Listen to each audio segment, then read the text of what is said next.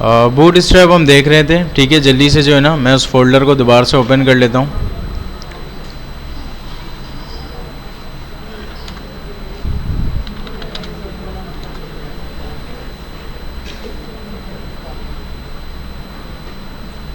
और इस लिंक को हटा देते हैं, ठीक है।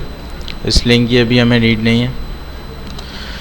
अच्छा भाई, यहाँ पे अभी तक हमने कितना काम कर लिया था। सिर्फ हम बूट स्ट्रैप की वेबसाइट पे हमने जाने के बाद इसको कॉपी किया और यहाँ पे पेस्ट कर लिया, ठीक है। और इसको जो है ना जल्दी से मैं ऑन भी कर लेता हूँ, यहाँ पे इसको चला लेते हैं। और यहाँ पे हमें नॉर्मल से बटन्स आ रहे हैं, नज़र आ गए, ठीक है। जिस तरह के बटन्स बूट स्ट्रैप की वेबसाइट पे थे ना, उस तरह के बटन हमारे पास यहाँ पे शो नहीं हो रहे थे। जल्दी से आ जाते हैं दोबारा से। कंपोनेंट कहाँ गया भाई, ये रहा कंपोनेंट के बाद बटन्स। अच्छा भाई, ये सारे बटन्स इस तरह से नज़र आने थे, लेकिन हमारे पास ये सारे के सारे बटन्स नॉर्मल जिस तरह से HTML में होते हैं वैसे नज़र आ रहे हैं, ठीक है। तो एक चीज़ तो हम लोगों ने समझ ली थी कि ये जो इन्होंने क्लास अप्लाई किया है यहाँ पे, इस क्लास के बिहाफ पे हमने कोई CSS नहीं लिखी। अच्छा, हम इसी फाइल में CSS क्यों ढूंढ रहे हैं, क्योंकि यहाँ पे एक ही CSS की फाइल लिंक हुई हुई है। अगर इसका CSS हम खुद ही लिखें तो बूट स्ट्रैप का फ़ायदा क्या, सही है। अगर वो सिर्फ क्लास ही लगा कर दे रहा है तो ये तो हम खुद भी लगा सकते थे, ठीक है। तो अभी मैं एक काम करता हूँ, बूट स्ट्रैप के CSS को भी यहाँ पे लिंक करवा देता हूँ, सही है। अच्छा, बूट स्ट्रैप के CSS को मैंने लिंक कहाँ से करवाया, सिंपल आप बूट स्ट्रैप के ऑफिशियल डॉक्यूमेंटेशन पे आ जाएंगे, इंट्रोडक्शन पे, सही है। सिंपल थोड़ा सा आप स्क्रॉल डाउन करेंगे ना तो यहाँ पे आपको ये लिंक मिल जाएगा। ये दिख रहा है लिंक, ये सिंपल यहाँ से मैंने कॉपी किया और यहाँ पे लाके मैंने कोड पे हेड में इसको कर दिया पेस्ट, सही है। और यहाँ पे आ जाते हैं, जल्दी से इसको मैंने किया रिफ्रेश और ये सारे के सारे बटन्स वैसे ही नज़र आ रहे हैं जैसे कि बूट स्ट्रैप ने बनाकर रखे थे, सही है। अच्छा, ये सारी बातें तो समझ में आ गई ना। अगर ये बटन इस तरह से नज़र आ रहा है तो क्या ये बटन हम इस तरह का कस्टम नहीं बना सकते थे, बना सकते थे, लेकिन हमारा थोड़ा सा टाइम लग जाता है, इसमें मेहनत लग जाती है। एक चीज़ बनी बनाई मौजूद है, अब इसको जस्ट हम यहाँ पे यूज़ कर सकते हैं, ठीक है। ये बटन जस्ट एक एग्जांपल है, इसके अंदर बहुत सारी चीज़ें हैं। फॉर एग्जांपल यहाँ पे जो है ना यहाँ पे कंपोनेंट्स के अंदर आपको बहुत सारी चीज़ें मिलेंगी, जैसे कि ये अकॉर्डियन मिल रहा है। अच्छा भाई, यहाँ पे अकॉर्डियन में बेसिकली होता क्या है, देखो इस तरह का यहाँ पे जो है ना, आप लोगों ने अक्सर देखा होगा वेबसाइट्स पे ये वाले कंपोनेंट्स अवेलेबल होते हैं। सिंपल यहाँ पे लिखा हुआ होता है कुछ, FAQ के अंदर आपने देखा होगा। सिंपल आप क्लिक करते हैं तो इस तरह का यहाँ पे इसका डिस्क्रिप्शन ओपन हो जाता है, ठीक है। तो ये जस्ट कुछ भी नहीं करना, इसको आप कॉपी करेंगे, अपने पास चलाएंगे, ये बिल्कुल वैसे ही आपके पास चल जाएगा, ठीक है। अच्छा, नीचे आते हैं थोड़ा सा, यहाँ पे एक और इन्होंने अकॉर्डियन बनाया हुआ है, ठीक है। अलग अलग डिज़ाइन का इन्होंने यहाँ पे बना कर रखा हुआ है, जो भी आपको अच्छा लगता है आप यूज़ करें, ठीक है। और यहाँ पे कौन सी चीज़ें, कार्ड है, क्राउजल है, नैपबार है, ठीक है। नैपबार आप लोगों ने देखा है जो यहाँ पे होता है वेबसाइट के टॉप पे, कहाँ पे, हाँ ये नैपबार बना हुआ है। अच्छा भाई, यहाँ पे भी इन्होंने एक नैपबार बना कर दिया हुआ है। फॉर एग्जाम्पल मैं एक काम करता हूँ, उसको करता हूँ कॉपी और यहाँ पे आगे जो है ना हाँ, जस्ट ये लिंक एक ही दफ़ा देना है, पूरी की पूरी स्टाइल की शीट उनकी लोड हो गई है ना। जिस तरह हमारी ये वाली स्टाइल शीट लोड हो जाती है, इसी तरह बूट स्ट्रैप की स्टाइल शीट यहाँ पे लोड हो चुकी है। अब जस्ट मैं इस HTML को यहाँ से हटा रहा हूँ, बटन हमें नहीं चाहिए। मैंने जस्ट यहाँ पे पता क्या किया था, इस नैपबार का कोड यहाँ से कॉपी किया और यहाँ पे पेस्ट कर दिया। यहाँ पे आगे दिखाता हूँ मैं आपको, ये देखो नैपबार बना हुआ है। और मज़े की बात ये नैपबार रिस्पॉन्सिव भी है। अभी रिस्पॉन्सिव क्या होता है वो समझेंगे बाद में। फिलहाल यहाँ पे ये इस तरह का नैपबार हमारे पास बन के आ चुका है। यहाँ पे नैपबार लिखा हुआ है, होम, लिंक, ड्रॉप डाउन, यहाँ पे सर्च का इनपुट भी है और यहाँ पे सर्च का एक बटन भी है। अगर हम खुद से इसको बनाने जाते हैं ऑब्वियस सी बातें बन जाता, लेकिन थोड़ा सा टाइम लगता है उसमें, ठीक है। और भी देखो यहाँ पे बहुत सारे नैपबार्स इन्होंने एग्जाम्पल के तौर पे दिए हुए हैं ना। अगर आपको ये अच्छा लगता है यहाँ से कॉपी करो, इसको चला लो, सही है। अच्छा, नीचे आते हैं थोड़ा सा, यहाँ पे देखो क्राउजल भी है हमारे पास। क्राउजल पता है किसे कहते हैं, वो जो स्लाइडर नज़र आता है, आपने अक्सर देखा होगा वेबसाइट के हीरो सेक्शन पे जो है ना एक स्लाइडर नुमा होता है। सिंपल आप यहाँ पे देख लो, इस तरह का जो है ना ये स्लाइडर, अगर ये आप खुद से बनाओगे कितनी मेहनत लगेगी। सिंपल आप हाइट विड्थ डिफाइन करोगे, इमेज वगैरह ये सारी चीज़ें आपने करनी पड़ेगी। ये फॉन्ट ऑसम से आप उठाओगे, इसको सही जगह पे प्लेस करोगे, बन तो जाएगा, मसला तो नहीं है, लेकिन थोड़ी सी मेहनत आपकी लग जाएगी। उसके बाद यहाँ पे जो है ना ये क्लिक होने पे ये वाला काम होना चाहिए, दिस इज़ जावास्क्रिप्ट, है ना। तो ये भी आपने लिखनी पड़ेगी। फ़िलहाल अभी मैं कुछ भी नहीं लिख रहा हूँ, मुझे ये चाहिए, तो इसको मैंने क्या कर लिया यहाँ से कॉपी, और इस नैपबार के बाद मैं क्या कर दूंगा पेस्ट। जस्ट हमें कॉपी पेस्ट करना है। और यहाँ पे आते हैं, इसको मैंने रिफ्रेश किया। अच्छा यहाँ इमेज लोड नहीं हो रही है, मैं एक काम करता हूँ, कोई जो है ना इमेज उठा लेता हूँ।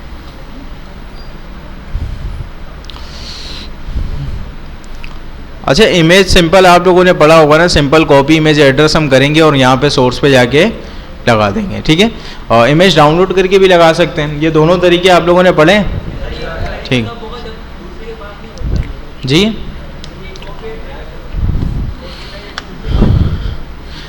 अच्छा भाई यहाँ पे एक काम करते हैं, अभी मैंने सोर्स को कॉपी करके यहाँ पे लगाया, चेक करते हैं। यहाँ पे इसको मैंने रिफ्रेश किया और यहाँ पे ये वाली इमेज लोड होके आ चुकी है। अच्छा ये हमारे पास काम नहीं कर रहा ना, हो सकता है हमने इमेज नहीं लगाया दूसरी तीसरी, इस वजह से मैं एक काम करता हूँ, 2 इमेज और लगा देता हूँ। और यहाँ से लगा देते हैं, इसको करते हैं कॉपी इमेज एड्रेस और इस सोर्स को कर देंगे रिप्लेस। और यहाँ पे मुझे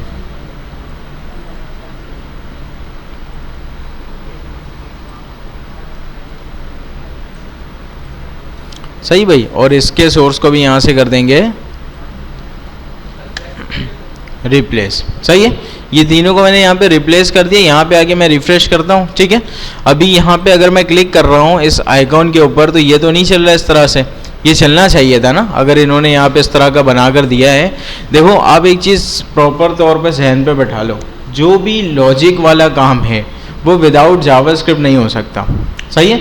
इसमें कोई ना कोई तो लॉजिक लग रही होगी ना, कि इस बटन के ऊपर अगर कोई क्लिक करे तो इसको इधर करके इधर कर देना, कोई ना कोई तो लॉजिक लग रही होगी। HTML CSS से बेसिकली आप करते क्या हो, आप एक स्ट्रक्चर बनाते हो और उसको डिज़ाइन करते हो, सही है। स्ट्रक्चर हमने बना लिया, डिज़ाइन भी हमने कर लिया, ये जो क्लिक होने पे काम हो रहा है ये बेसिकली लॉजिक का काम है। तो यहाँ पे मुझे बूटस्ट्रैप की जावास्क्रिप्ट भी चाहिए। तो दोबारा से मैं आ जाऊँगा इंट्रोडक्शन में, और यहाँ पे जो है ना यहाँ पे मुझे मिल जाएगा ये रहा, इनका स्क्रिप्ट भी यहीं पे मौजूद है। सिंपल जिस तरह से मैंने ये उठाया था ना स्टाइल शीट इनका, सिर्फ मैं यहाँ से स्क्रिप्ट उठा लूँगा। अभी मुझे नहीं पता स्क्रिप्ट के अंदर क्या है नहीं है, जस्ट हम कॉपी करके इसको लिंक की तरह ले जाकर पेस्ट कर देंगे, ठीक है। यहाँ पे मैंने इसको कर दिया पेस्ट, ठीक है। अच्छा हाँ, ये एक अच्छी प्रैक्टिस है कि इसको उठा के मैं बॉडी के लास्ट में भी कर सकता हूँ, लेकिन वो हम जावास्क्रिप्ट के अंदर सीखेंगे ना कि इसको कहाँ प्लेस करना बेहतर रहता है। हो ये हेड में भी जाता है, बॉडी में शुरू में भी हो जाएगा, एंड में भी हो जाएगा, इसको कहीं पे भी कर सकते हैं। लेकिन जावास्क्रिप्ट के अंदर सीखेंगे कि बेस्ट प्रैक्टिस कौन सी है, कि कहाँ पर इसको किया जाता है। अभी फ़िलहाल मैंने हेड पर ही रखा और इसको यहाँ पर आके मैं रिफ्रेश करता हूँ और यहाँ पर मैं क्लिक कर रहा हूँ तो ये भी हमारे पास चल रहा है, ठीक है। अब आप एज्यूम करो ये जो हमने 4-5 सेकंड के अंदर ये नैवबार बनाया है, ये हमने क्राउजल बनाया है, ये सारी चीज़ें कितने जल्दी बन रही हैं, ठीक है। अगर ये फॉर एग्जांपल अगर हम इसको कस्टम बनाने जाए ना, तो हो सकता है यहाँ पे 1 घंटे की क्लास लग जाए इसमें नैवबार और यहाँ से ये सारी चीज़ें बनाने के अंदर। यहाँ तक बात समझ में आई? अच्छा ये जस्ट एग्जाम्पल है ना, इसके अंदर बहुत सारी चीज़ें हैं, आप कुछ भी उठाओ, आपको समझ में आ रहा है यहाँ से यूज़ करो, ठीक है। फॉर एग्जाम्पल अच्छा यहाँ पर जो है ना ये वाला काम हमने कर तो लिया है। अब फॉर एग्जाम्पल इसकी हाइट मैं कम करना चाहता हूँ, अब बेसिकली इसको थोड़ा सा समझते हैं ना, ये काम हो कैसे रहा है। जल्दी से आ जाएंगे इसके कोड में, और यहाँ पे देखो, यहाँ पे थोड़ी बहुत चीज़ें तो हम लोगों ने समझ ली थी कि सारा का सारा नॉर्मल HTML है, असल गेम इसके क्लास का है। ये वाली चीज़ तो हमने समझ ली थी ना, कि सिर्फ और सिर्फ ये जो है ना, इन्होंने इस क्लास के ऊपर स्टाइल लिखा हुआ है और क्लास से जो भी स्टाइल इन्होंने रखा हुआ था बोर्ड के यहाँ पे आ जा रहा है, सही है। अच्छा ये सारी बातें तो समझ में आ गई कि क्लास के अंदर स्टाइल इन्होंने लिखा हुआ है, तो इतनी सारी क्लासें हम याद कैसे करें, उन्होंने किस क्लास के ऊपर क्या स्टाइल रखा हुआ है, ठीक है। अच्छा बूटस्ट्रैप जो है ना 2 तरीके से किया जाता है। एक तो ये कि उन्होंने जो क्लास डिफाइन किया हुआ है तो आप उसको ही यूज़ करते हुए अपना सारा काम करो। फॉर एग्जाम्पल मैं यहाँ पे दोबारा से आता हूँ बटन में, देखो यहाँ पे जो है ना इन्होंने BTN की क्लास दी। अब यहाँ पे हर किसी को इन्होंने BTN की क्लास दे दी। इस BTN की क्लास से हो क्या रहा है, यहाँ पे सारे के सारे एज अ बटन कंसीडर हो रहे हैं। इसका मतलब इन्होंने कोई ना कोई BTN के ऊपर ऐसा स्टाइल लिखा हुआ है जिसकी वजह से यहाँ पे ये बटन की तरह नज़र आने लगता है, सही है। अच्छा BTN प्राइमरी से क्या हो रहा है, प्राइमरी से इसका जो कलर है ना वो ब्लू हो जा रहा है। अगर मैं सेकेंडरी लगा रहा हूँ तो उसका कलर थोड़ा सा लाइट ग्रे हो जा रहा है। अब थोड़ी बहुत चीज़ समझ में आ रही है कि BTN सक्सेस के ऊपर इन्होंने क्या किया हुआ होगा, इसका बैकग्राउंड कलर ग्रीन किया हुआ होगा। सिंपल इन्होंने ये वाला काम किया हुआ है अपने स्टाइल शीट में, BTN सक्सेस, और यहाँ पे इन्होंने लिखा हुआ है, यहाँ पे इन्होंने लिखा हुआ है background colour green, background colour green. इस तरह से इन्होंने कोई काम किया हुआ है। सही है, ये सारी बातें तो हमें समझ में आ गई। अगर हम चेंज कर दें, फॉर एग्जांपल ये जो पहला वाला बटन था वो ब्लू नज़र आ रहा था, अगर मैं इसको एक काम करता प्राइमरी की जगह सेकेंडरी दे देता, ऑब्वियस सी बात ये क्या हो जाता, ग्रे हो जाता। इसी तरह से एक तरीका तो ये फॉलो होता है कि यहाँ पे आप इसकी क्लासेस को समझें जो भी इन्होंने डिफाइन किया हुआ है और उस हिसाब से काम करें, और ये इनिशियली थोड़ा सा मुश्किल हो जाता है, ठीक है, क्योंकि आप लोगों ने CSS ऑलरेडी पढ़ा हुआ है। तो अभी हम देखेंगे कि इसके ऊपर कस्टम CSS किस तरह से लिखें। सही है, कस्टम CSS लिखना थोड़ा सा आसान हो जाता है। यहाँ पे फिलहाल हमारा जो गोल था वो ये था कि इसकी हाइट को जो है ना थोड़ा सा कम कर दें, ठीक है। सिंपल मैं आ जाऊँगा इसके कंटेनर पे, इसका जो भी पेरेंट होगा देख लेते हैं, मुझे नहीं पता इसका नाम क्या है। ये नेव, सबसे पहले यहाँ से इसको बंद करते हैं, नेव बार के बाद ये रहा डिफ, ये कंटेनर है इसका। सही है, तो इसको जो है ना मैं एक क्लास देता हूँ माई क्लास करके, ताकि पता चले कि ये हमारी क्लास है, बूटस्ट्रैप की क्लास नहीं है, ठीक है।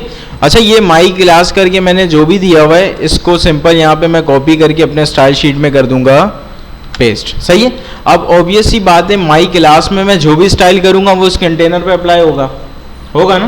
तो सिंपल यहाँ पे मैं एक काम करता हूँ, इसकी हाइट को चेंज कर देता हूँ, हाइट को कर देते हैं 80 VH कर देते हैं। सही है, यहाँ पे आके रिफ्रेश मैंने किया। अच्छा, यहाँ पे हाइट चेंज हुई है ना, मुझे इसलिए पता चल रहा है हाइट चेंज हुई क्योंकि ये जो आइकॉन्स थे ना पहले यहाँ पे आ रहे थे, अभी थोड़े से ऊपर हो गए। लेकिन मसले की बात ये है, ये इमेज यहाँ से ओवरफ्लो कर रही है। ओवरफ्लो कैसे हिडन होता है पता है किसी को? ओवरफ्लो हिडन से हो जाता है क्या, देख लेते हैं। यहाँ पे आके मैंने रिफ्रेश किया और यहाँ से ओवरफ्लो हिडन भी हमारे पास हो गया। जस्ट फॉर एग्जाम्पल ये वाला काम हमने किया है। कोई भी कस्टम CSS आप यहाँ से कोई इसका कोना यहाँ से राउंड करना चाहते हो वो हो जाएगा, जो भी कस्टम CSS करना है वो आप कर सकते हो, इसका कलर चेंज करना है वो हो जाएगा, सारी चीज़ें हो जाएंगी। जस्ट हाइट मैंने फॉर एग्जाम्पल लिया हुआ है। सही है, अच्छा भाई यहाँ पे आते हैं और कितनी चीज़ें हमें मिल रही हैं। यहाँ पे हमें मिल जाएगा कोलैप्स मिल जाएगा, ठीक है। अच्छा, यहाँ पे सिंपल जो है ना ये सारी चीज़ें जो जो आपको नज़र आ रही है सिंपल आप कॉपी करना, ये सारी चीज़ें आपके पास चलना शुरू हो जाएंगी, ठीक है। देखो अगर ये आप खुद से बनाओगे ना कितना टाइम लगेगा। देखो यहाँ पे बटन के क्लिक होने पे डिस्क्रिप्शन आती है, ठीक है, और ये देख लो कितना स्मूथ आ रहा है, एनिमेशन वगैरह सब ट्रांजिशन वगैरह इन्होंने खुद सर का दर्द पाला हुआ है। सही है, अभी यहाँ पे नीचे आते हैं, ड्रॉप डाउन्स मिल जाएंगे आपको, मॉडल मिल जाएगा यहाँ पे, ठीक है। अच्छा, कार्ड्स वगैरह आपको अक्सर नज़र आ रहे होते हैं ना, अक्सर ई-कॉमर्स की वेबसाइट पे आप जाओगे तो कार्ड में ही आपकी इमेजेस भी आ रही होती हैं, वहाँ पे साथ साथ आपका जो है प्राइस लिखा हुआ होता है, उस प्रोडक्ट का नाम लिखा होता है, डिस्क्रिप्शन लिखी हुई थी। तो कार्ड बहुत ज़्यादा यूज़ होने वाली चीज़ है ना। तो मैं एक काम करता हूँ, इस कार्ड को यहाँ से करते हैं कॉपी। सही है, इसको यहाँ से मैंने किया कॉपी और यहाँ पे आके कर दूंगा मैं इसको क्राउजल हमारा ये था, इसको मैं बंद करता हूँ। क्राउजल के बाद मैं कर दूंगा पेस्ट। सही है, क्राउजल के बाद मैंने पेस्ट कर दिया। ऑब्वियस सी बात है सोर्स के अंदर मुझे इमेज का सोर्स देना पड़ेगा। सही है, मैंने ऑलरेडी कॉपी करके रखा हुआ था, अभी थोड़ी देर पहले ही मैंने इमेज कॉपी किया हुआ है, कार का एक इमेज।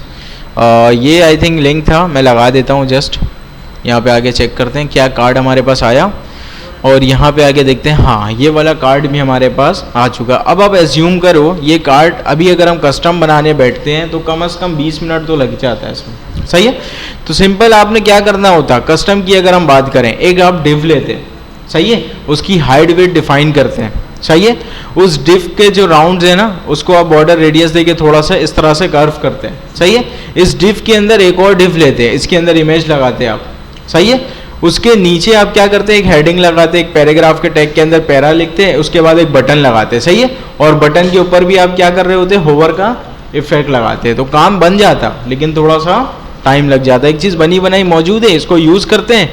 इसके अगर मुझे कुछ चेंज करना है, कस्टम CSS में अपनी क्लास दूंगा और ले जाके इसको मैं अपने मुताबिक चेंज कर दूंगा। यहाँ तक बात समझ में आई? सही है। अच्छा, फॉर एग्जाम्पल मुझे जो है ना कार्ड्स और भी चाहिए। मैं एक काम करता हूँ जी, हाँ देखो, बाय डिफ़ॉल्ट इसके जो बने बनाए कंपोनेंट्स होते हैं ना वो रिस्पॉन्सिव होते हैं बूटस्ट्रैप के। एक फ़ायदा इसका ये भी मिल जाता है कि बाय डिफ़ॉल्ट इसके कंपोनेंट्स रिस्पॉन्सिव होते हैं। जैसे कि नैपबार हम लोगों ने देखा था ना, अगर मैं स्क्रीन का साइज़ इसका छोटा करूँ तो ये रिस्पॉन्सिव है, ठीक है। तो इसी तरह से जो है ना बाय डिफ़ॉल्ट इसके कंपोनेंट्स रिस्पॉन्सिव होते हैं, लेकिन कस्टम रिस्पॉन्सिव किस तरह से करते हैं वो आज की क्लास में देखेंगे, और वो जो है ना बहुत ज़रूरी है। अच्छा, फ़िलहाल यहाँ पर मैं कार्ड्स मुझे और भी चाहिए, और कार्ड्स चाहिए, क्या करूँ, कॉपी पेस्ट कर दूँ? ये रहा हमारे पास, ठीक है। इसको मैंने किया कॉपी पेस्ट, और इसके बाद मुझे एक और चाहिए, ठीक है। 3 कार्ड्स, क्या 4 कार्ड्स आ जाएंगे? सही है भाई। यहाँ पे टोटल जो है ना हमने 4 कार्ड्स उठा के रख दिए। आगे चेक करते हैं, मैंने यहाँ पर इसको रिफ़्रेश किया, अभी ये चारों कार्ड्स हमारे पास आ चुके हैं, ठीक है। अच्छा, ये जो चारों कार्ड्स हैं ना, ये बाय डिफ़ॉल्ट हमारे पास वर्टिकली आ रहे हैं, सही है। क्यों आ रहे हैं वर्टिकली? क्योंकि डिव हमारे पास ब्लॉक एलिमेंट होता है। ये डिव इस डिव के अंदर नहीं आ पा रहा, ये डिव इस डिव के अंदर नहीं आ पा रहा। अगर मैं चाहता हूँ ये सारे के सारे एक ही लाइन में आ जाएं, तो हम क्या कर सकते हैं? हाँ भाई, आपका क्या नाम था? फैज़। अभी बताओ, यहाँ पे ये जो है ना सारे के सारे वर्टिकल हैं, कोई कस्टम CSS बताओ कि सबको मैं एक ही लाइन कर दूँ। हाँ भाई, आगे बैठ के सो रहे हो आप, क्या कर सकते हैं बताओ जल्दी से? नहीं पता?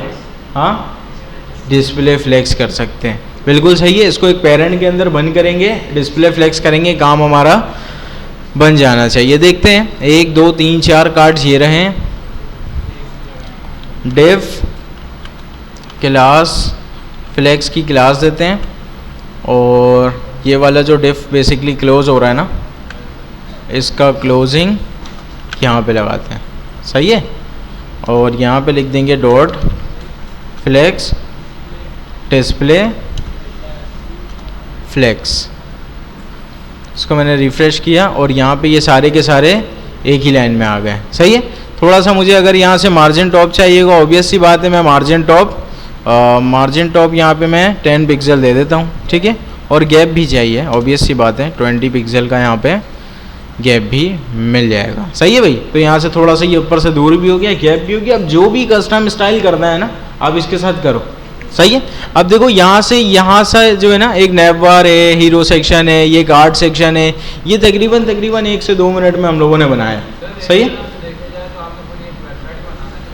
हाँ, इस तरह से जो है ना, यहाँ से आप बहुत जल्दी वेबसाइट को बिल्ड कर सकते हैं। आप इसको बहुत जल्दी जो है ना, इसको कस्टम CSS लिखोगे आप, मैं बोलूँगा इसको दूर कर दो। क्या करोगे? इसके पेरेंट को सिंपल आप जस्टिफाई कंटेंट सेंटर करोगे, सारे के सारे सेंटर में आ जाएंगे।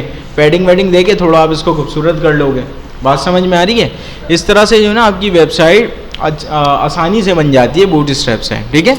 तो आप घर जाना, इसके अंदर बहुत सारी चीज़ें हैं ना, ये 2-3 चीज़ें मैंने आपको यूज़ करके दिखाई हैं जस्ट फॉर एग्जाम्पल, सही है।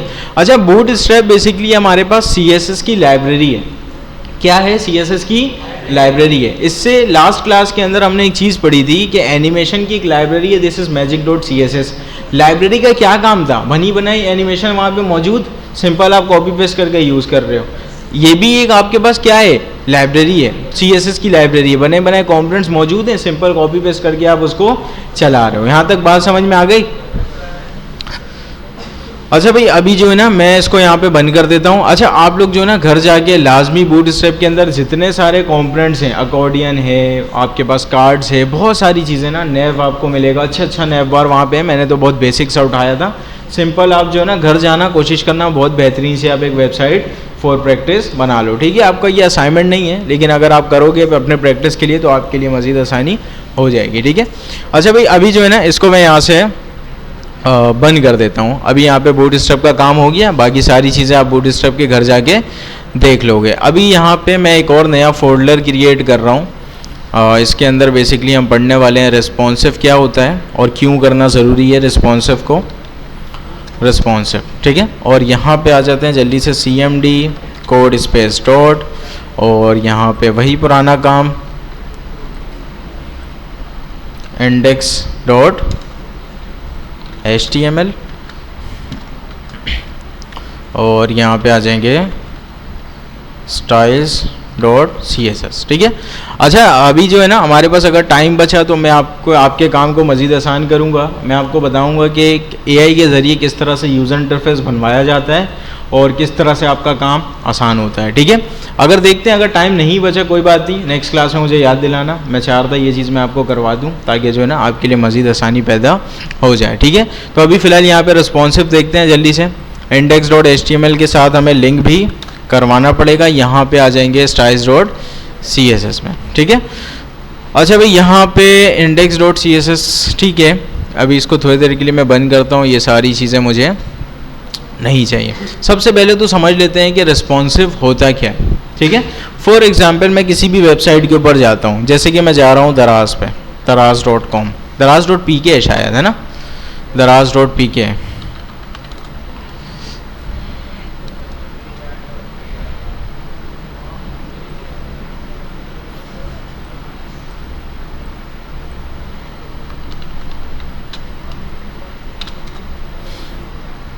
daraz.pk। अच्छा भाई, फॉर एग्जांपल मैंने जस्ट एक रैंडम वेबसाइट खोली, daraz.pk। ये हमारे पास एक वेबसाइट है। ये इसका जो व्यू है ना, ये बेसिकली कंप्यूटर व्यू है, कंप्यूटर या फिर बड़े स्क्रीन के लिए इसका व्यू ये है। अगर आप इसको मोबाइल में खोलोगे तो हो सकता है ये किसी डिफरेंट स्टाइल से आपको नज़र आए, ठीक है। इसी तरह से आप टैबलेट में खोलोगे तो हो सकता है डिफरेंट स्टाइल में नज़र आए। इसका मतलब ये जो वेबसाइट इन्होंने यहाँ पे डिज़ाइन की है, ये कंपैटिबल बनाई है हर स्क्रीन साइजेस के लिए, सही है। हर स्क्रीन साइजेस में इनकी वेबसाइट बेहतरीन दिखती है। इस चीज़ को हम कहते हैं रिस्पॉन्सिव, कि आपकी वेबसाइट कहीं पे भी खुल जाए, मोबाइल पे खुले, किसी कंप्यूटर पे खुले, किसी लैपटॉप पे खुले, किसी टैबलेट पे खुले, आपकी वेबसाइट कंप्लीट रिस्पॉन्सिव दिखनी चाहिए। रिस्पॉन्सिव का मतलब ये हो गया, फॉर एग्जांपल यहाँ पे जो है ना हमारे पास ये LMS बना हुआ है, यहाँ पे जो है ना सारी चीज़ें बिल्कुल अलाइन है। अगर हम किसी दूसरे स्क्रीन में जाएं, हो सकता है कहीं से कोई चीज़ ओवरफ्लो कर रही हो, इसका मतलब ये चीज़ मोबाइल के लिए रिस्पॉन्सिव नहीं है। वैसे तो आपका LMS कंप्लीट रिस्पॉन्सिव है, मैं जस्ट एग्जाम्पल के लिए आपको समझा रहा हूँ कि ये आपका LMS है, ठीक है। यहाँ पे कंप्लीट सारी चीज़ें मुझे बिल्कुल प्रॉपर नज़र आ रही हैं। मैं मोबाइल में जाऊँगा, वहाँ पे भी सारी चीज़ें प्रॉपर नज़र आएंगी। इसका मतलब ये जो इन्होंने यहाँ पे इसके लिए CSS लिखा हुआ है, ये कंप्लीट रिस्पॉन्सिव है, डेस्कटॉप स्क्रीन के लिए भी, मोबाइल स्क्रीन के लिए भी। अगर आप टैबलेट में ओपन करोगे तो उसमें भी आपको ये प्रॉपर रिस्पॉन्सिव नज़र आएगा, ठीक है। अच्छा, यहाँ पे सिंपल आप चेक कैसे करोगे, एज इट इज सेम तरीका। डेवलपर टूल आपने ओपन किया, डेवलपर टूल ओपन कैसे होता है, Ctrl+Shift+I से होता है, ठीक है। और यहाँ से जो है ना अपने हिसाब से आप स्क्रीन के साइज को छोटा करके चेक कर सकते हो, ठीक है। अच्छा, यहाँ पे जो है ना ये दराज कोई मज़ेदार मुझे नज़र नहीं आ रही वेबसाइट, मैं कोई दूसरी वेबसाइट पे जाता हूँ। मैं जाता हूँ W3 स्कूल पे, ठीक है। W3 स्कूल देखा आप लोगों ने, ठीक है। देखो ये W3 स्कूल का सिर्फ और सिर्फ मैं नैप बार अभी देखता हूँ, मुझे नीचे जितना भी कंटेंट है ना उससे लेना देना नहीं, जस्ट हम नैप बार को देखते हैं। ये अभी बड़े स्क्रीन के लिए ये नैप बार है, ठीक है। मैं स्क्रीन का साइज करता हूँ थोड़ा सा छोटा, सही है। स्क्रीन का साइज मैंने छोटा किया, देखो नैप बार का डिज़ाइन चेंज हो गया। बड़े स्क्रीन पे बहुत सारे आइटम्स यहाँ पे नज़र आ रहे थे, छोटे स्क्रीन पे तो इतने सारे आइटम्स है ही नहीं। मैं मज़ीद छोटा करता हूँ, ये देखो और सारे आइटम्स गायब हो गए। तो इसी तरह से इन्होंने सिर्फ और सिर्फ इस नैप बार को बनाने के लिए मल्टीपल स्क्रीन साइजेस को डिफाइन करके उसके लिए स्टाइल लिखा हुआ है, सही है। बात समझ में आ रही है। देखो इस छोटे स्क्रीन के लिए इन्होंने कोई ऐसा स्टाइल लिखा कि यहाँ पे एक हमारे पास लोगो होगा, यहाँ पे ड्रॉप डाउन होगा, सर्च का आइकन होगा और यहाँ पे एक बटन होगा। बड़े स्क्रीन के साइज के लिए इन्होंने लिखा कितने सारे लिस्ट आइटम्स होंगे, इनपुट की फील्ड भी होगी, ये भी होगा। और बड़े स्क्रीन साइज के लिए इन्होंने बोला यहाँ पे भी जो है ना बहुत सारे आइटम्स होंगे। बात समझ में आ रही है। 3 स्क्रीन साइजेस इन्होंने डिफाइन किया हुआ है और तीनों के लिए अलग अलग CSS लिखा हुआ है। आपका सवाल होगा कि सर क्या हम एक ही चीज़ को करने के लिए इतना ज़्यादा CSS लिखना पड़ेगा? हाँ बिल्कुल।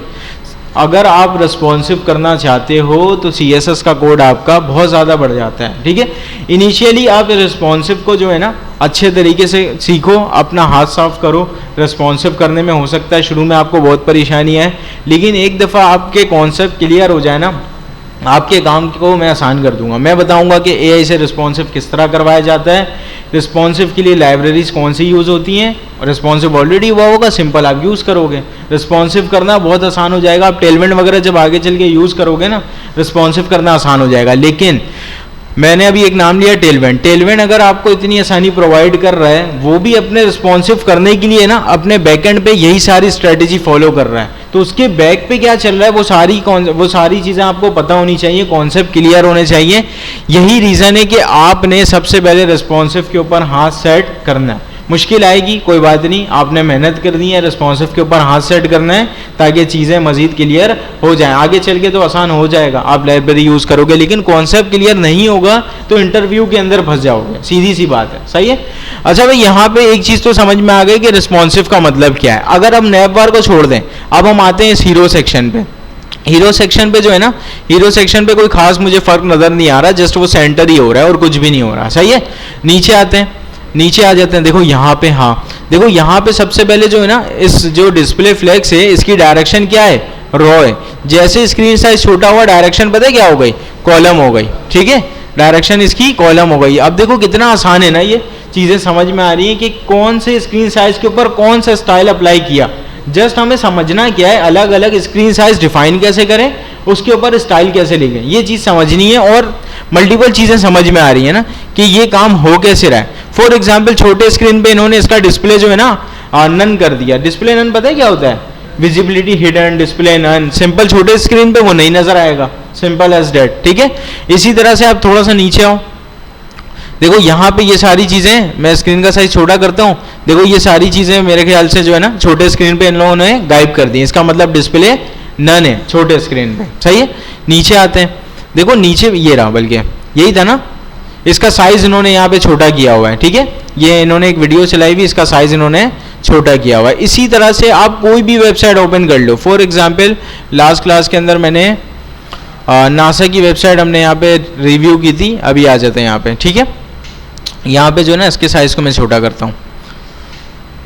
अब देखो इसका नैव बार आप चेक करना, बड़े स्क्रीन के लिए इन्होंने ये इस तरह का नैव बार बनाया है, जैसे स्क्रीन साइज छोटा होता है सारे आइटम्स गायब हो जाते हैं। सिर्फ और सिर्फ इन्होंने छोटे स्क्रीन पे बताया होगा, एक आइकन होगा, बीच में लोगो होगा और साइड में हमारे पास एक आइकन है। सही है।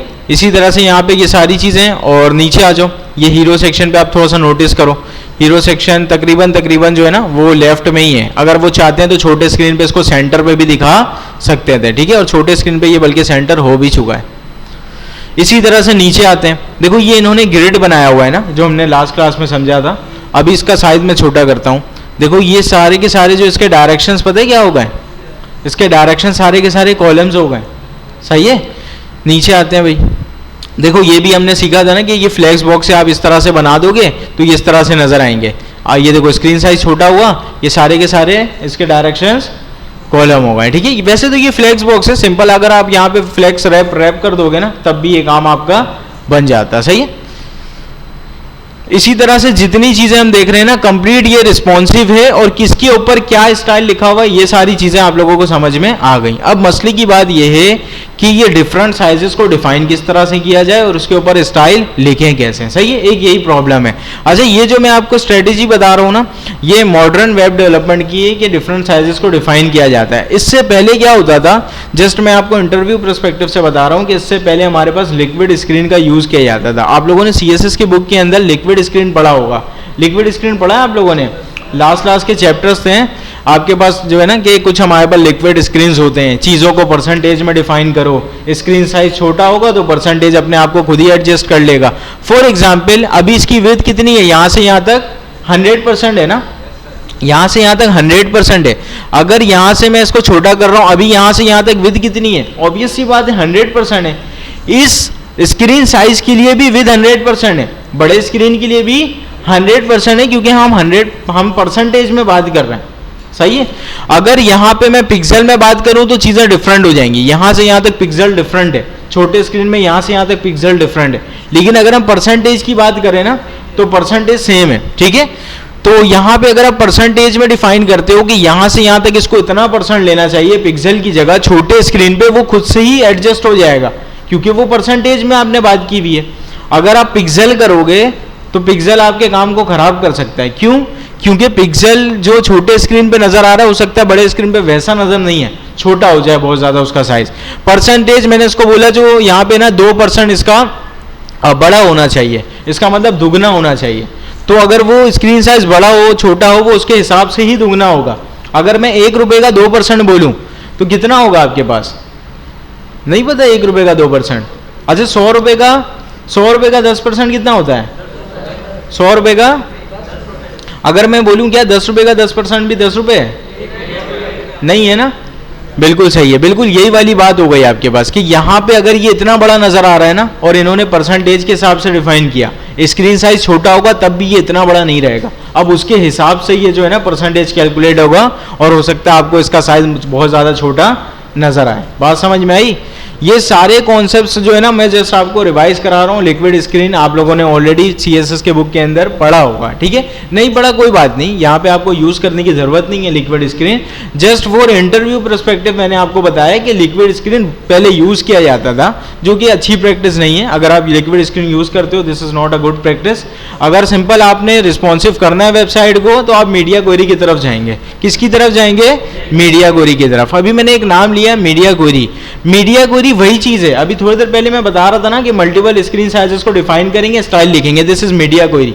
सही है? अभी यहाँ पे सारी जो टर्मिनोलॉजी है ना, सारे थ्योरेटिकल बातें हमारे जहन में और समझ कुछ भी नहीं आया। अभी प्रैक्टिकल करेंगे, समझ सब कुछ आ जाएगा, ठीक है? अभी सिंपल हम आएंगे VS कोड में, और यहाँ पे जो है ना यहाँ पे कुछ ना भी रखें तब भी काम बन जाएगा। चलो ठीक है, अभी वैसे ही रहने देते हैं। यहाँ पे मैंने इसको लिंक किया हुआ है क्या CSS को? हाँ, मैंने बॉडी का जो बैकग्राउंड कलर है ना, मैंने बॉडी का बैकग्राउंड कलर कर दिया, बैकग्राउंड कलर रेड कर दिया। सही है? आप सबको पता है कि बॉडी का बैकग्राउंड कलर क्या हो जाएगा? रेड हो जाएगा। किसी को पता है यहाँ पे मैंने डॉट क्यों नहीं लगाया? कोई बता सकता है? क्योंकि ये एलिमेंट सिलेक्टर है, this is not a class selector, ठीक है? ये कौन सा सिलेक्टर है? एलिमेंट सिलेक्टर, ठीक है? यहाँ पे आ जाएंगे जल्दी से, इसका कॉपी पाथ,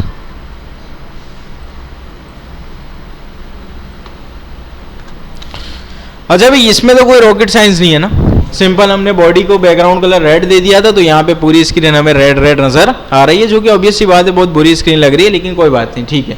अच्छा भाई यहाँ पे फॉर एग्जांपल मैं जो है ना इंस्पेक्ट करता हूँ, मैं डिफरेंट साइजेस में इसको देखूंगा, मैं मोबाइल पे भी देख रहा हूँ, टैबलेट पे भी देख रहा हूँ, डेस्कटॉप पे भी देख रहा हूँ, सब में मुझे क्या नजर आ रहा है? इसका बैकग्राउंड कलर रेड नजर आ रहा है। मैं अब क्या चाहता हूँ कि ठीक है बड़े स्क्रीन पे लिए बैकग्राउंड कलर ठीक है, थोड़ा बहुत हम देख लेंगे, लेकिन ये इतने स्क्रीन पे जो है ना 720 पे जब ये आएगा, 720 इसकी विड्थ होगी या उससे कम होगी, तो हमें ये रेड नहीं चाहिए, हमें चाहिए ब्लू। इसका मतलब अब यहाँ पे हमें डिफरेंट साइजेस को डिफाइन करके CSS लिखना पड़ेगा। ये चीज़ तो क्लियर हो गई। अगर मैं नेक्स्ट लाइन पे बैकग्राउंड कलर ब्लू लिख दूं ना, ऑब्वियस सी बात है ब्लू अप्लाई हो जाएगा। क्यों? क्योंकि अगर दोनों की प्रायोरिटी सेम है, जो बाद में डिफाइन होता है वो अप्लाई होता है। ये तो प्रेसिडेंस वगैरह आप लोगों ने पढ़ा ही होगा, ठीक है? तो अभी फिलहाल यहाँ पे मैं नेक्स्ट में जो है ना क्लास वगैरह लगा के भी ये काम नहीं कर सकता, उसकी प्रायोरिटी बढ़ जाएगी और बाय डिफॉल्ट वो अप्लाई होने लगेगा। यहाँ पे किसी भी तरह से स्क्रीन को डिफाइन करना ही करना है, तो सिंपल यहाँ पे आप लिखो मीडिया ओनली स्क्रीन एंड। सही है? मीडिया ओनली स्क्रीन एंड आपने लिखा, और मुझे पता है ये जो है ना आपको बहुत मुश्किल लग रहा होगा, ये हमने क्या लिख दिया।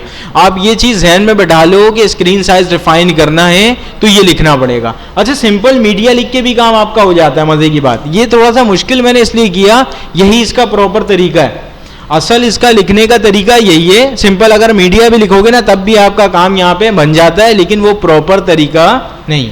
सही है? ये चीज देखो, एक ही लाइन है ना, मीडिया ओनली स्क्रीन एंड, 2-3 दफा यूज करोगे जहन में बैठ जाएगा, ठीक है? अच्छा मैक्सिमम विड्थ किसने पढ़ा है क्लास में? Maximum width, minimum width, maximum height, minimum height, ये सब आप लोगों ने पढ़ा हुआ है ना CSS के अंदर। मैं यहाँ पे मैक्सिमम विथ 720 पिक्सल लिखता हूँ। सही है? मैक्सिमम विथ अगर इसकी 720 पिक्सल है, तो बॉडी का कलर जो है ना, एक काम करना, बॉडी का कलर कर देना ब्लू कर देना। चेक करते हैं यहाँ पे, इसको मैंने रिफ्रेश किया, अब देखो बॉडी का कलर क्या है? ब्लू है। देखो मैक्सिमम का मतलब है ज्यादा से ज्यादा। सही है?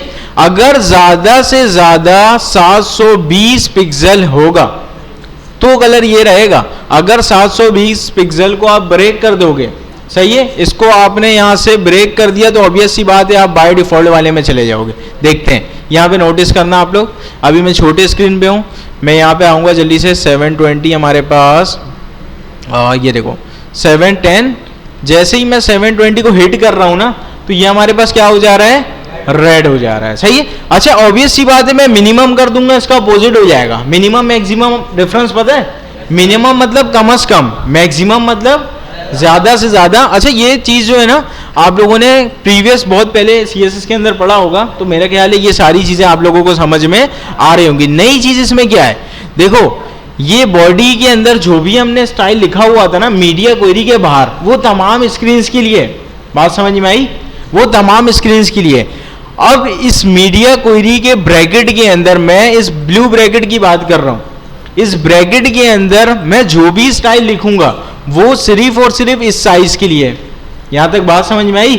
यहां पे मैंने बॉडी को टारगेट किया बिल्कुल वैसे ही जैसे हम बाहर करते हैं, सही है, बिल्कुल वैसे ही बैकग्राउंड कलर दिया जैसे हम नॉर्मली दे रहे होते हैं, ठीक है।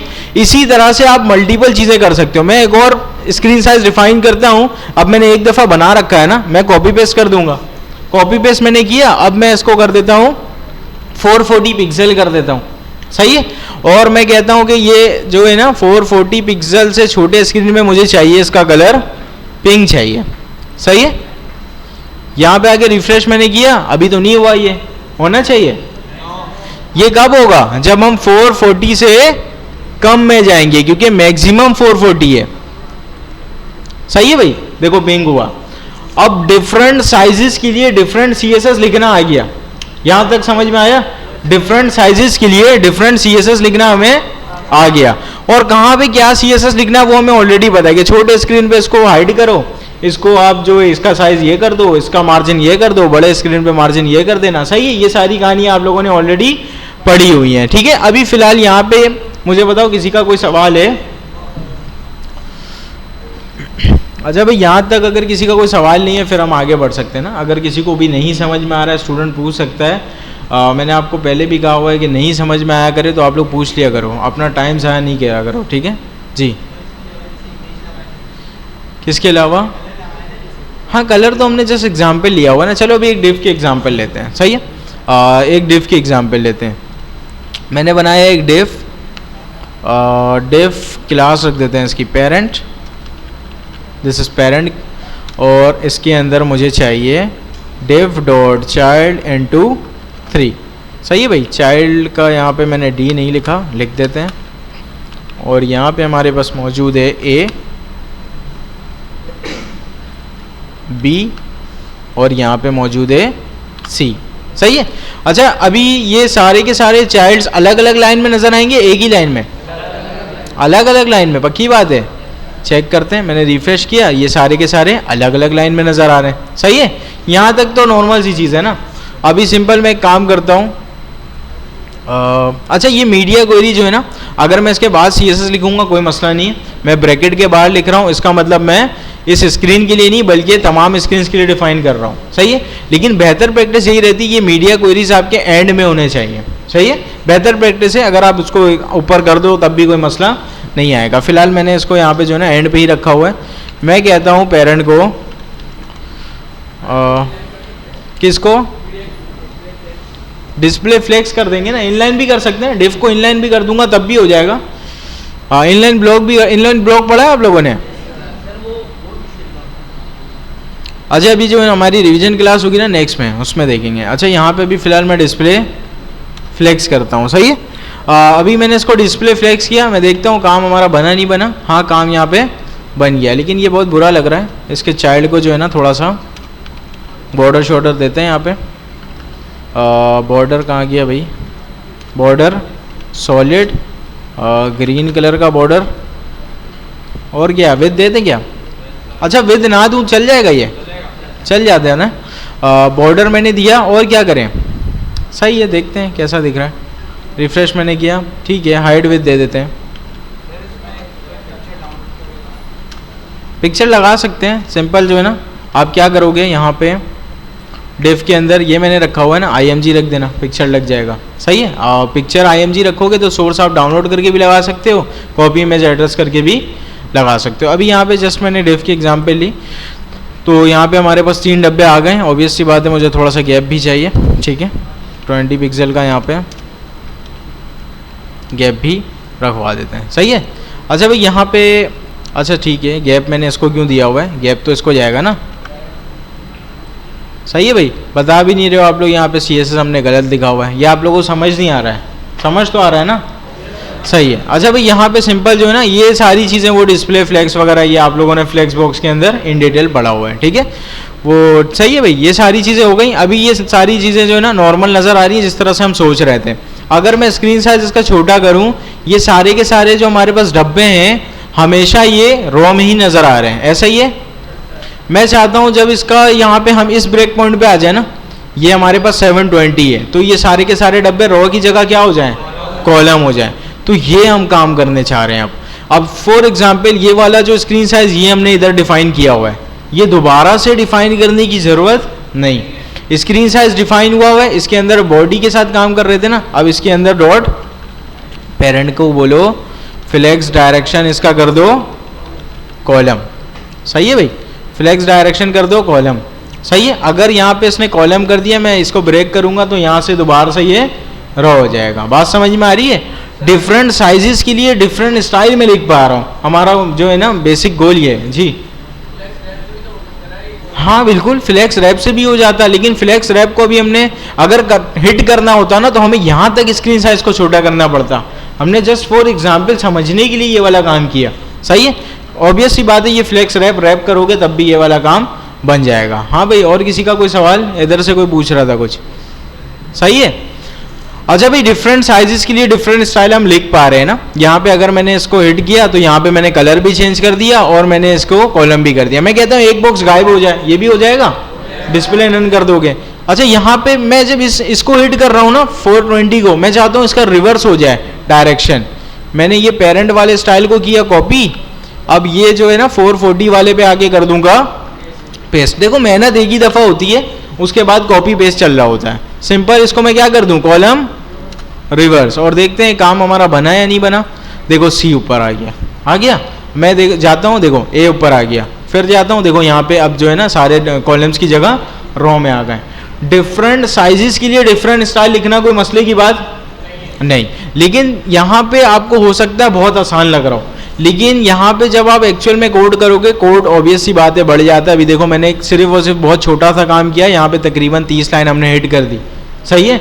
जब आप कंप्लीट वेबसाइट बनाओगे, हो सकता है आपने इससे पहले अगर रिस्पॉन्सिव नहीं किया था, आपका CSS 150 लाइन में जा रहा था, अभी आपका जो CSS है वो तकरीबन 400 450 लाइन तक पहुंच जाएगा, सही है। तो आपने जो है ना थोड़ा सा पैनिक नहीं करना, समझ जाना कि हाँ अगर नंबर ऑफ लाइन बढ़ रहा है तो हम सही डायरेक्शन पे हम जा रहे हैं। अब यहाँ तक समझ में आ गया कि डिफरेंट साइजेस के लिए डिफरेंट स्टाइल किस तरह किया जाता है। दोबारा से अब आते हैं वही प्रीवियस जो हमने इससे पहले बात की थी ना कि किस तरह से सारा काम हो रहा है। हो सकता है सर के ऊपर से गई हो, दोबारा से रिपीट करते हैं, अब आपको समझ में आएगा। देखो यहाँ पे जो है ना W3 पे आते हैं।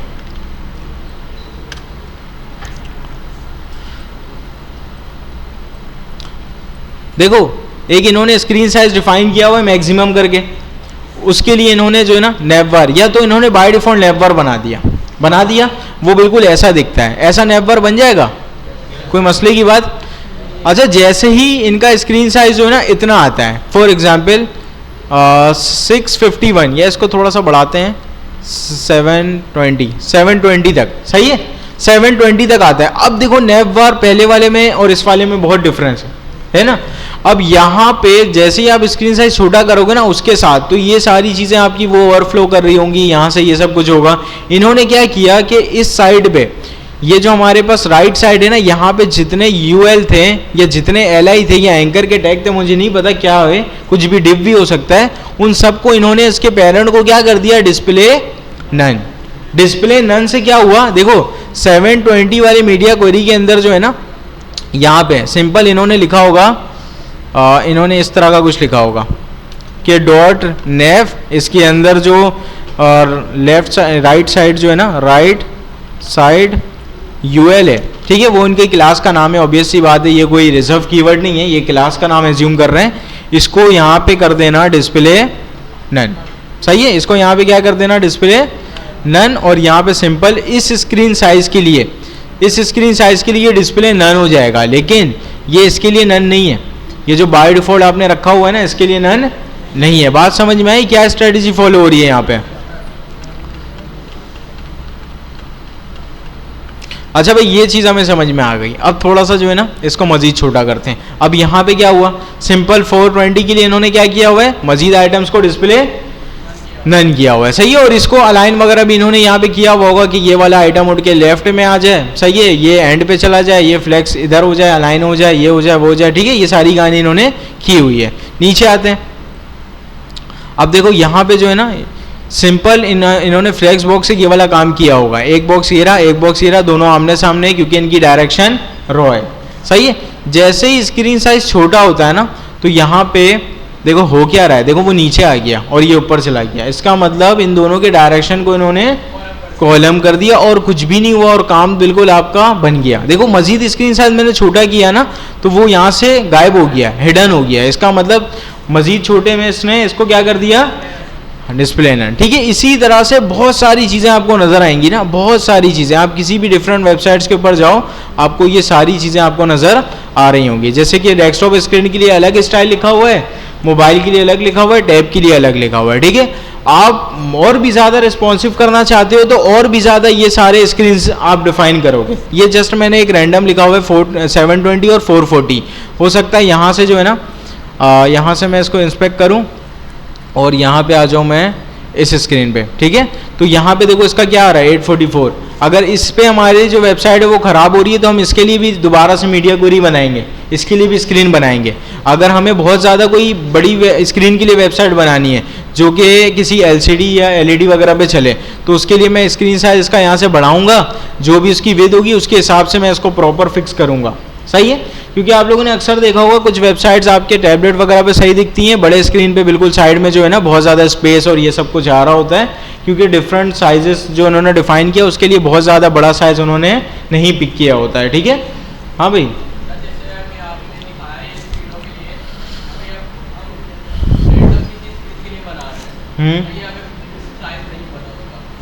सही है। देखो आप कोई भी वेबसाइट बना रहे हो ना, हमेशा आप चाहोगे कि आपकी वेबसाइट ज़्यादा से ज़्यादा डिवाइसेस पे ओपन हो, ठीक है। आपके पास फॉर एग्जांपल आपके पास iPhone 17 है, आप हमेशा नहीं चाहोगे कि मेरी वेबसाइट सिर्फ 17 पे ही अच्छी दिखे।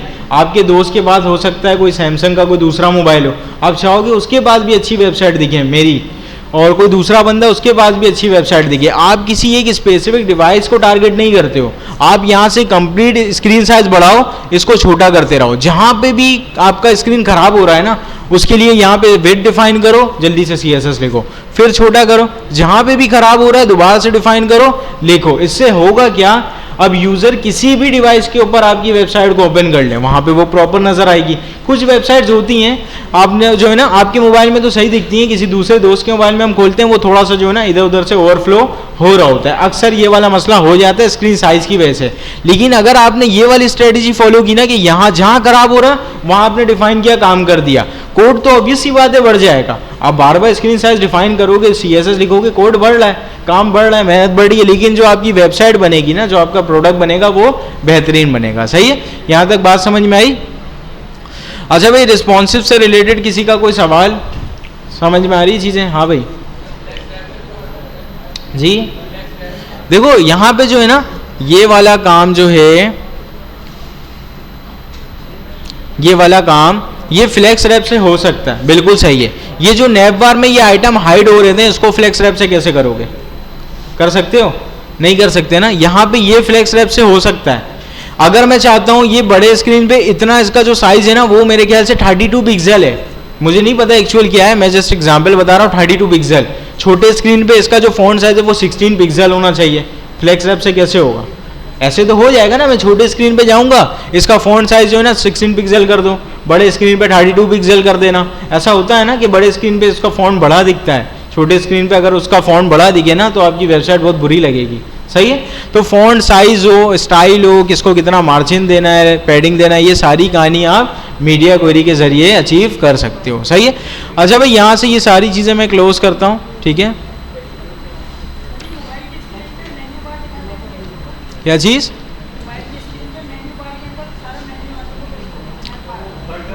अच्छा, ये जो बेसिकली ये नैप बार है ना हमारे पास, ये देखो इसके ऊपर क्लिक करने पे ये सारे आइटम्स आ जाएं। देखो ये जो क्लिक वाला काम है ना ये विदाउट जावास्क्रिप्ट नहीं हो सकता।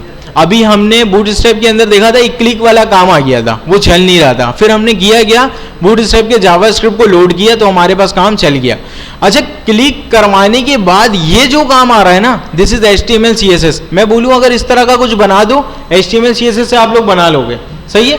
ये होम लिखना है, आइकन लिखना है, सिंपल। यहाँ पे बहुत सारे बेसिकली UL के अंदर LI बना हुआ है और कुछ भी नहीं है, ये तो बन ही जाएगा ना। लेकिन इसके क्लिक होने पे ये चीज कैसे खुल रहा है, दिस इज जावास्क्रिप्ट, सही है। तो ये वाला काम हम जावास्क्रिप्ट के अंदर देखेंगे कि क्लिक होने पे कौन सा काम चल जाए, क्लिक होने पे ये हो जाए, क्लिक होने पे यूजर डिलीट हो जाए। ये सारी चीजें जो है ना हम जावास्क्रिप्ट के अंदर देखते हैं। लेकिन ये जो स्ट्रक्चर है, ये जो हमारे पास HTML और CSS का डिजाइन है, ये सारी चीजें आपको समझ में आ रही होंगी, ठीक है। और किसी का कोई सवाल? अच्छा, आपके सर आ गए क्या एथिक्स वाले? नहीं आए? चलो, क्लास होती है आज एथिक्स की? कौन सा दिन है आज? मंडे क्लास होती है एथिक्स की? अच्छा, नहीं आए, कोई बात नहीं। अच्छा, यहाँ से ये सारी चीज़ें मैं क्लोज कर देता हूँ, अभी जल्दी से हम आ जाएंगे होस्टिंग में, ठीक है। अच्छा भाई, अब हम एक टॉपिक पढ़ने जा रहे हैं जिसका नाम है होस्टिंग और डोमेन, ठीक है। अच्छा, होस्टिंग और डोमेन एक इतना इंपॉर्टेंट टॉपिक है, अगर आप अच्छे डेवलपर बन जाते हो और आपको होस्टिंग और डोमेन के बारे में नहीं पता, तो आप अपने क्लाइंट को वेबसाइट या अपना प्रोजेक्ट डिलीवर नहीं कर पाओगे, सही है। होस्टिंग या डोमेन बहुत ज़्यादा इंपॉर्टेंट टॉपिक है। ये सारी चीज़ें इतनी ज़रूरी हैं कि अगर आपने डेवलपमेंट सीख ली और आपने होस्टिंग डोमेन को नहीं प्रॉपर तौर पे समझा, आसान है बहुत चीज़, नहीं समझा तो आप वेबसाइट को, क्लाइंट को डिलीवर नहीं कर सकते अपनी वेबसाइट, ठीक है। देखो, सबसे पहला मसला तो आपको ये समझना है कि होस्टिंग और डोमेन ये दोनों एक ही चीज़ नहीं है, दोनों अलग अलग चीज़ है। सबसे पहले इसमें डिफरेंस समझ लो, सही है। होस्टिंग का मतलब है एक ऐसा सर्वर, एक ऐसा कंप्यूटर जो 24 घंटे ऑन रहता है, उसके ऊपर अपनी वेबसाइट को उठाकर रख देना, सही है। ये मतलब है होस्टिंग का। इसको डोमेन के साथ मिक्स नहीं करना, अभी हम डोमेन की बात ही नहीं कर रहे हैं, सही है। एक ऐसा सर्वर, एक ऐसा कंप्यूटर जो 24 घंटे ऑन रहता है, उसके ऊपर अपनी वेबसाइट को उठा के रख देना, सही है। अब सवाल ये पैदा होता है कि उस सर्वर के ऊपर वेबसाइट क्यों रखें। फॉर एग्जाम्पल, आपने जो वेबसाइट बनाई है वो इस लोकल PC पे अभी खुल रही है। अगर किसी ऐसे सर्वर पे नहीं रखोगे जो 24 घंटे ऑन है, तो दूसरा बंदा उस वेबसाइट को एक्सेस कैसे करेगा, सही है। आपके जहन में आ रहा होगा कि ये वाला काम तो हमने थोड़ा बहुत किया हुआ है, हमने वर्सल पे किया हुआ था, हमने गिटहब पे किया हुआ था, एज इट इज़ यही सेम चीज़ तो थी। हाँ बिल्कुल, गिटहब भी आपको एक तरह का जो है ना होस्टिंग प्रोवाइड करता है, सर्वर प्रोवाइड करता है, जिसके ऊपर आप क्या करते हो, अपने कोड को या अपनी वेबसाइट को उठा के रख देते हो। इससे फ़ायदा क्या होता है, अब वो आपका कोड, आपकी वेबसाइट इस लोकल कंप्यूटर तक महदूद नहीं रहती, बल्कि वो ही किसी सर्वर पे आ चुकी है, अब कोई भी बंदा उसको एक्सेस कर सकता है। यहाँ तक बात समझ में आई? अच्छा, ये सारी चीज़ें समझ में आ गई ना। होस्टिंग का सिंपल मतलब एक सर्वर जिसके ऊपर हम अपना कोड रखेंगे। क्यों रखेंगे? ताकि हर बंदा वहाँ से उसको एक्सेस कर ले। लोकल कंप्यूटर से ये काम पॉसिबल नहीं था, और ये काम हमने गिटहब के जरिए किया, वर्सल के जरिए किया, और हमने नेटलीफाई के जरिए किया। आप लोगों ने सर्च के जरिए भी पढ़ा हुआ होगा, है ना। ये सारी चीज़ें आप लोगों ने पढ़ी हुई हैं। अब आते हैं डोमेन में, ठीक है। डोमेन बेसिकली एड्रेस होता है। डोमेन एक ऐसा एड्रेस होता है जो आपके उस सर्वर तक आपको पहुंचाता है। फॉर एग्जाम्पल, आपने अपना घर खरीद लिया कहीं पे भी ना, बहरिया टाउन में आपने घर खरीद लिया। अब एड्रेस प्रॉपर तौर पे पता नहीं है, बहरिया टाउन एक बड़े इलाके का नाम है, एड्रेस प्रॉपर तौर पे आपने मुझे बताया नहीं, आपने जो है ना बस कह दिया, किसी अपने दोस्त को इनवाइट कर दिया कि यहाँ पे आ जाना, आपने एड्रेस दिया ही नहीं था। वो आपके घर तक या आपके सर्वर तक पहुँच नहीं सकता अगर आप उसको एड्रेस नहीं दोगे तो, ठीक है। ये जो एड्रेस का काम है ना, ये काम है डोमेन का, सही है।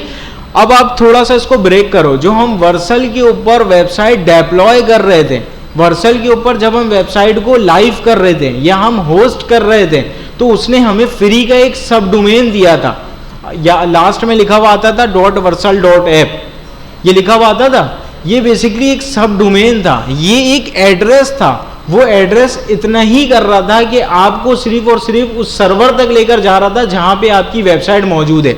फॉर एग्जाम्पल, यहाँ पे मैंने लिखा www.google.com, सही है। यहाँ पे सिंपल मैंने लिखा google.com, सही है। अच्छा, ये google.com जो है ना, ये बेसिकली हमारे पास डोमेन है। क्या है google.com? डोमेन। सिंपल, अगर मैं अस्सलाम वालेकुम, हाँ सही चल रही है क्लास, चलो सही। अच्छा भाई ये www.google.com दिस इज डोमेन, सही है। इस डोमेन का सिर्फ और सिर्फ इतना काम है, जैसे ही कोई इसके ऊपर एंटर करता है ना, जैसे ही कोई इसके ऊपर हिट करता है, ये क्या करेगा, गूगल के सर्वर पे जाएगा। गूगल के सर्वर पे ये सारा डेटा रखा हुआ था, ये सारा कोड रखा हुआ है, ये सारी वेबसाइट रखी हुई है, उसने उस सर्वर के ऊपर जो रखा हुआ था ना वो हमें लाकर दे दिया। This is only address. ये क्या है हमारे पास, सिर्फ और सिर्फ एड्रेस है, ठीक है। असल जो होस्टिंग है वो बेसिकली वो ये सर्वर है जहां से ये सारा का सारा डेटा आ रहा है। ये डिफरेंस क्लियर हो गया डोमेन और होस्टिंग में, कि होस्टिंग सर्वर के ऊपर वेबसाइट या कोड को रखना, सही है। डोमेन उसी जगह जाने के लिए एड्रेस, सही है। ये डिफरेंस क्लियर है।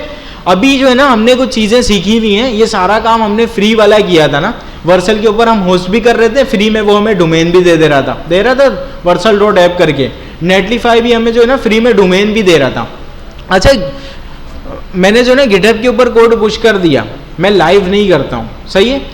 तो फिर इसका मतलब वहाँ से मैंने डोमेन अचीव नहीं किया, लेकिन मैं होस्टिंग ले चुका हूँ। क्यों?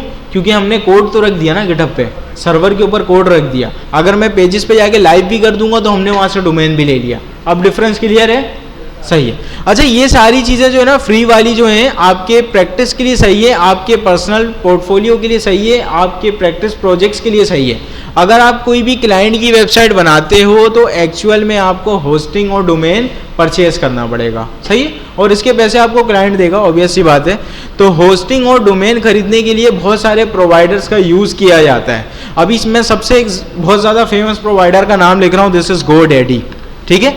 GoDaddy का नाम आप लोगों ने अक्सर सुना हुआ होगा, यूट्यूब यूज़ करते हो, फेसबुक यूज़ करते हो, अक्सर इसका ऐड आ जाता है सामने और आप कोई फजूल सी चीज़ समझ के इसको स्किप कर देते हो फ़ौरन से, ठीक है। तो यहाँ पे सिंपल अभी मैं आ जाता हूँ GoDaddy के ऊपर, और यहाँ पे जो है ना ये सबसे पहले यहाँ पे बता रहा है जो भी डोमेन चाहिए यहाँ पे सर्च करो और यहाँ से आपको मिल जाएगा। फॉर एग्जाम्पल मुझे एक डोमेन चाहिए www.google.com, ये ला कर दे सकता है? नहीं ला कर दे सकता ना। अब एक चीज़ और क्लियर हो गई, जो डोमेन ऑलरेडी लोगों ने लिया हुआ है वो आप नहीं खरीद सकते, सही है। अगर हाँ वो खुद बेचना चाहे तो खरीद सकते हो, वो डिफरेंट सिनेरियो है। जो ऑलरेडी किसी ने परचेज किया हुआ है वो आप नहीं खरीद सकते। अभी मैं यहाँ पे सर्च करता हूँ, सही है भाई। अभी यहाँ पे मैंने सर्च किया, यहाँ पे ये क्या आ रहा है, google.com इज अनअवेलेबल, ठीक है। क्योंकि यहाँ पे जो है ना google.com आपको नहीं मिलेगा, आप कोई दूसरा नाम सर्च कर लो, सही। अच्छा यहाँ पे मज़े की बात, इन्होंने जो है ना हमें बहुत सारे ब्रोकर्स का वो दे दिया कि आप एक काम करो, ये इससे अपॉइंटमेंट बुक करो, हो सकता है ये बात करके आपको दिलवा दे google.com। ये ब्रोकर के चक्कर में कभी भी नहीं पड़ना, सही है। ये गूगल कभी भी नहीं आपको अपना डोमेन देगा, चाहे वो आप बोले उसको या ये ब्रोकर बोले, ये अपनी फीस आपसे ले लेगा, सही है। ये तकरीबन इसके कितने पाकिस्तानी 55,000 रुपये बन रहे हैं, ये बिला वजह का आपसे चार्ज कर लेगा। वो इसका काम सिर्फ होता है ये इसको कन्विंस करे कि ये बेच दे, ये बेचे नहीं बेचे इसका मसला है, सही है जी। हाँ इसका काम सिर्फ और सिर्फ ये इसके बाद जाएगा, इसको कन्विंस करेगा कि यार ये बेच दो, हमारे पास एक क्लाइंट है, सही है। तो आपने इसके चक्कर में कभी भी नहीं पड़ना, जो अवेलेबल है जस्ट वही खरीदो। फॉर एग्जाम्पल youtube.com खरीद सकते हो? नहीं खरीद सकते, ठीक है। इसी तरह से फॉर एग्जाम्पल मैं कोई जो है ना कोई ऐसा नाम लिखता हूँ जो अवेलेबल हो, जैसे कि ABC स्टोर लिखते हैं, पता नहीं है नहीं है, ABC स्टोर है क्या कुछ? डोमेन टेकन आ रहा है ना, डोमेन टेकन है, ये भी टेकन है। अच्छा ये मुझे बता रहा है ना कि ABC.store ये सब अवेलेबल है, लेकिन ये .com अवेलेबल नहीं है, ठीक है। अच्छा सबसे प्रीमियम जो होता है ना वो .com वाला होता है, सही है। उसके बाद आपने अक्सर देखा होगा .academy होता है, .pk होता है, और मल्टीपल चीज़ें आपके पास हो रही होती हैं, ठीक है। लेकिन जो सबसे प्रीमियम कहलाता है वो .com कहलाता है, ठीक है। अच्छा यहाँ पे आएंगे जल्दी से। अभी फॉर एग्जाम्पल मुझे जो है ना ये ABC store.online लेना है। सिंपल मैं ऐड टू कार्ट करूँगा, जिस तरह से आप लोग किसी ई-कॉमर्स में शॉपिंग करते हो ना, बिल्कुल वैसे ही ऐड टू कार्ट आपने करना है और यहाँ से आप आगे चले जाओ। क्या चीज़? अभी देखते हैं, अभी यहाँ पे ये बताएगा। अच्छा अभी यहाँ पे आते हैं, कंटिन्यू टू कार्ट मैंने किया।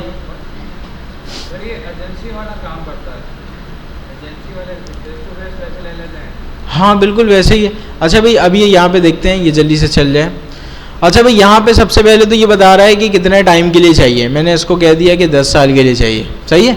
अभी वैसे मैं लूँगा नहीं। अच्छा भाई यहाँ पे मैंने इसको कह दिया, यहाँ पे जो भी इसका रेट वगैरह आ रहा था इन्होंने यहाँ पे मुझे बताया। अब यहाँ पे मल्टीपल चीज़ें ये पूछ रहा है ना कि फुल डोमेन प्रोटेक्शन चाहिए नहीं चाहिए। अच्छा ये फुल डोमेन प्रोटेक्शन का वो मतलब है, आपने अक्सर देखा होगा बाज़ औक़ात वेबसाइट पे HTTP आता है, कहीं कहीं HTTPS आता है, ठीक है। S का मतलब होता है सिक्योर, इसका मतलब वहाँ पे उन्होंने DNS SSL सर्टिफिकेट लिया हुआ है। DNS SSL सर्टिफिकेट ये सारी चीज़ें क्या होती हैं, अभी तो फिलहाल आपका टाइम हो गया है, इंशाल्लाह नेक्स्ट क्लास में डिस्कस करेंगे। अभी तक जितनी चीज़ें आप लोगों ने सीखी हैं यहाँ तक अगर किसी का कोई सवाल है तो आप लोग पूछ सकते हो।